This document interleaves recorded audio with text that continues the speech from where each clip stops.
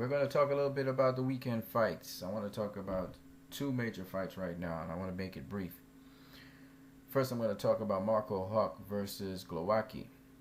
That was a stunner. I didn't expect Glowacki to beat Marco Huck. Fight began with Glowacki, I think the southpaw, doing his thing against Marco Huck, getting some body shots in, but Marco Huck, he got control of the fight, really landed some really powerful, lovely right hands and some hooks on Glowacki later on. And he basically, when he hurt him and he dropped him, he basically had control of the fight from there on in. And, sometimes this is boxing.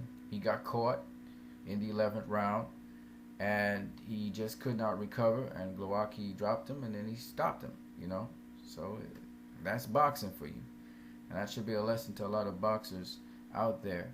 Marco Huck, he's not a bad boxer at all, and was a very action-packed, very entertaining fight, fan-friendly fight for the fans. Both boxers had little lapses in their defense, and so they got hit a lot more than they should have gotten hit, but that makes for, I guess, exciting fights. That's stuff that fans like. Now, the second fight, I heard a lot of people saying this was a snooze fest fight, and I'm kind of shocked. I even heard some people say that they thought Steve Cunningham won that fight.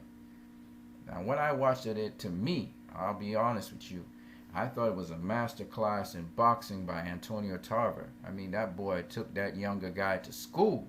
I mean, that 47-year-old Tarver, he an old man, but he taught Steve Cunningham a lot of stuff. I saw Steve Cunningham grinning after he got rocked by that straight left. Antonio Tarver kept on catching him coming in. Of course, Tarver had really good defense. He blocked a lot of punches, kept his guard up. Beautiful stuff by Antonio Tarver. The angles this guy approached Steve Cunningham with, the counters were just textbook perfect. I don't even know what his connect percentage was, but I'm pretty sure Tarver's connect percentage was 50-something%, because it was just spot on, man. Tarver rocked him in the 4th, I think it was.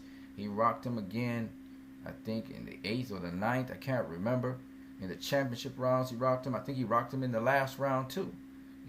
And you could just see that Steve Cunningham's face was messed up. I mean, messed up, and that's because, Steve Cunningham, I got to give him his props. He's a tough Philly fighter, man.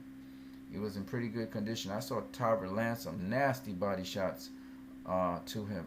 He's a very sneaky, crafty veteran.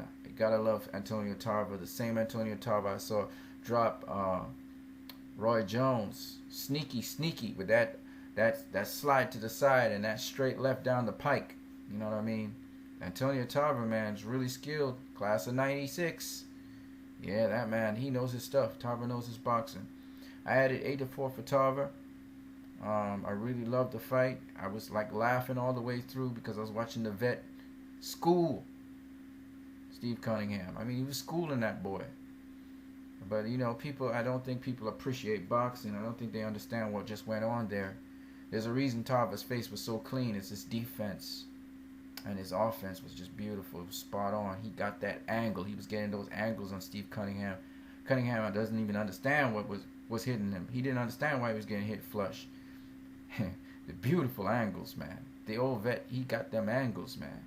Tarver is no joke. If that man says he wants Vladimir Klitschko, you better give him Klitschko, because that brother, he comes with some unique angles, man. Beautiful cutting of angles. Beautiful pivot work.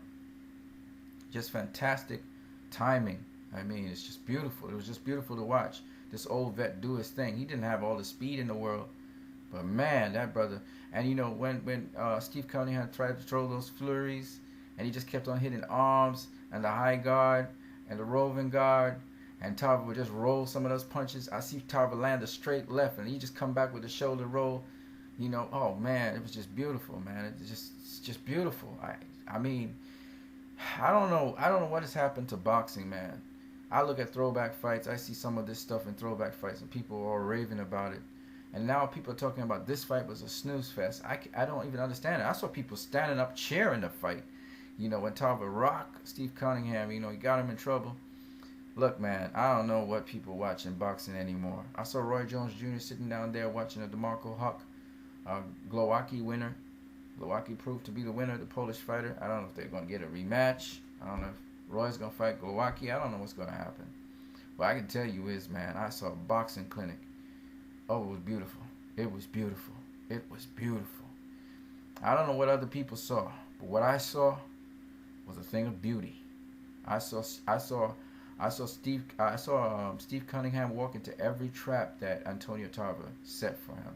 I mean, it was just, look, man, you can get a better boxing match. I'll break down the first round of that fight. I promise you guys, I'll break it down for you guys to see the sweet science at work. It was just, oh man, it was a thing of beauty.